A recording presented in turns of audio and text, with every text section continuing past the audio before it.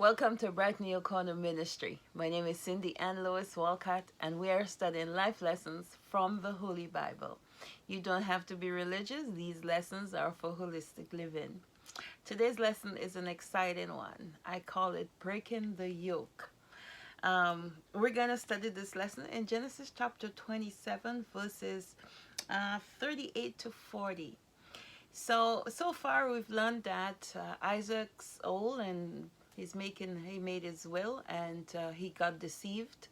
So he gave the inheritance or the blessing to his second son, Jacob. Now Esau comes in and finds out that Isaac's been deceived by Jacob, and Jacob has the blessing. So now Jacob has the birthright, which Esau sold earlier, and he has the blessing. So now we're going to see what happens here. And by all appearances, it looks like that's it. Esau has nothing to get. So I am going to read. And remember, in the blessing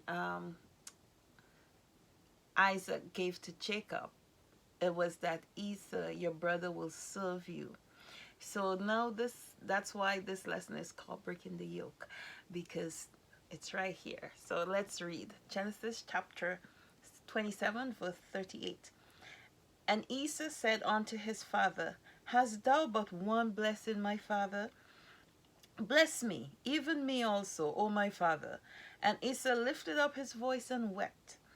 And Isaac his father answered and said unto him, Behold, thy dwelling shall be the fatness of the earth, and of the dew of the heaven from above. And by thy sword shalt thou live, and shalt serve thy brother.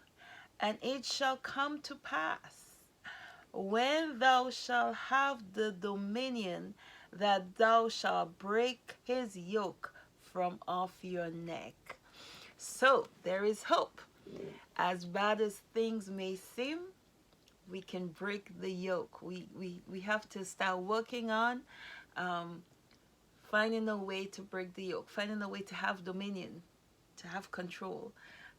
So this is an exciting lesson for me, because as human beings, I do feel, I feel Esau's pain as a human being, and I'm sure we all do at this point. Your brother came in, he used your weakness to steal your birthright. Well, he used your weakness to get it from you, and now he's deceived your dad and stole the rest of what was supposed to be yours. So humanly, it's something you get angry at, and we know the stories are in the Bible here so that we can learn lessons from them. And the Bible here is telling us that no matter how bad it seems, and Esau is basically asking, is it only one blessing you had? Is that all? Like, there's nothing in reserve?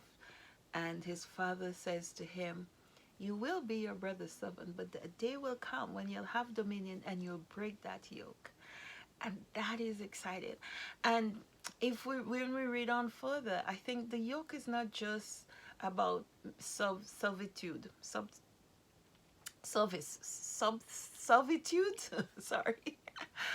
The yoke is also about maybe a mental state, because later on we'll see that Esau became very wealthy, and he never went through the suffering and the pain that Jacob ended up going through. And I think it's because he learned to let go. And later on we'll see he has forgiven Jacob. So at this point he's very angry, but he's going to forgive Jacob. And I think that's breaking the yoke. So it's not just a physical thing where you're in bondage or enslaved to, but it's also a mental thing. And I think that is very important. And we'll see that later on.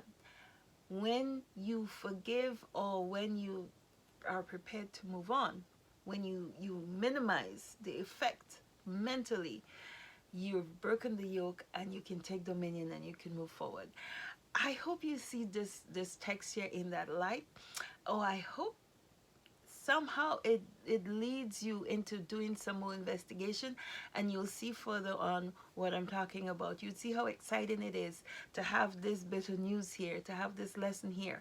As painful as it was there, that he stole his brother's birthright and also his inheritance, we will, and you think the brother's done and out, and sometimes we feel that way. Somebody cheat us, took our promotion, whatever, and we feel that's the end of it. Mentally, if we get ourselves from that place, we break the yoke. We mentally, we control the dominion by breaking that thought process and saying, let's see how I can move on. Let's see how I can do something different. I know a story of a lady that was fired, and she thought, that's it, that's the end of her. Had a little conversation with her husband, and her husband said to her, well, you're very good at this thing, this other thing, totally opposite to the field she was in. Why don't you start something new? And she started something new. She is bigger than the company that hired her, and she ended up buying the company over. Isn't that an exciting story? I just want to share this with you. No matter how bad things seem, you can break the yoke if you get yourself mentally in a state for advancing. Don't get stuck in the rut of being unfortunate and being robbed. It hurts, but we have to make an effort to minimize the damage that this thing can do to us. And the example is right here in the Bible. So that lesson again, breaking the yoke, was found in Genesis chapter 27, verses 38 to 40. Have a great day. Remember to give me a thumbs up, share, and subscribe. And I also ask you to actually click the link when if I send you the link and not the picture. When I send you this link, you get a picture of the video, and there's a link below it. So can you click the link as opposed to the picture? Bye bye now. Have a good one.